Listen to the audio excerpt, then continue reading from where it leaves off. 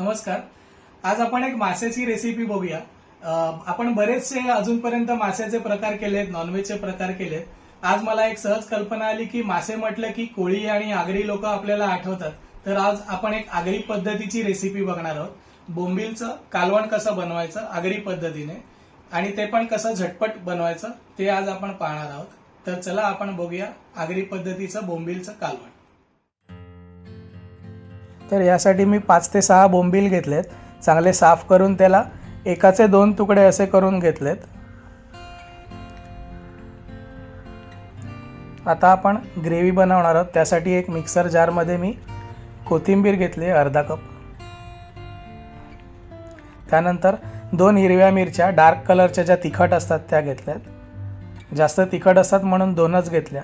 त्यानंतर लसणीच्या पाकळ्या साधारण 7 ते 8, अर्धा इंच आलं आणि किसलेला नारळ आहे तो मी अर्धा कप घेतो.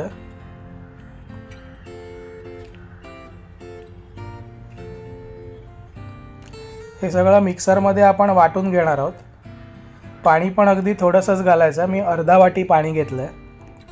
आता आपण याला मिक्सरला वाटून घेऊया. याची चांगली पेस्ट झाली आहे. आता आपण फोडणी घालणार आहोत. त्यासाठी तेल तापत ठेवतोय मी एका भांड्यामध्ये.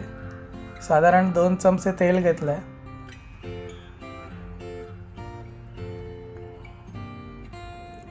भांडं चांगलं तापू द्यायचं आहे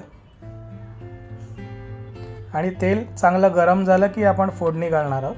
तर आपण ही जी पेस्ट वाटून घेतलेली मिक्सरला ती आपण तेलावरती परतवून घ्यायची आहे. त्याच्यामध्ये आपल्याला हवं त्या पद्धतीने पाणी घेऊ शकता तुम्ही. जास्त घट्ट हवं असेल तर पाणी कमी घालायचं. त्यानंतर मी आता त्याच्यामध्ये हळद घातली अर्धा चमचा.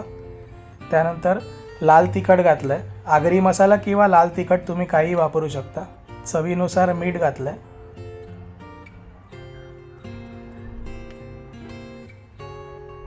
आता आपण याला चांगलं ढवळून घ्यायचं आहे.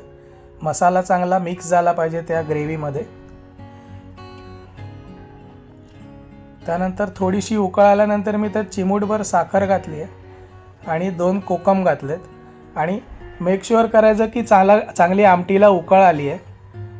आता आपण चांगलं मिक्स करून घेऊया आणि उकळलेल्या आमटीमध्ये आपण आता जे साफ करून धुवून घेतलेले होते ते बोंबील एक एक करून टाकायचे आहेत. आमटीला उकळी आल्यानंतरच हे बोंबील टाकायचे त्याच्यामध्ये आणि फक्त त्याला झाकण लावून आपण साधारण 5 ते 6 मिनिटं शिजवून घेणार आहोत थोडंसं वाफेवरती. आपण आता साधारण 7-8 मिनिटानंतर चेक करतो. तर हे बोंबील आपले रेडी झालेले. बोंबील एकदम सॉफ्ट मासा असतो. तो रेडी व्हायला जास्त वेळ लागत नाही. तर हार्डली 5 ते 7 मिनिटांमध्ये रेडी होतो. तर असं हे आपलं बोंबीलचं कालवण रेडी आहे.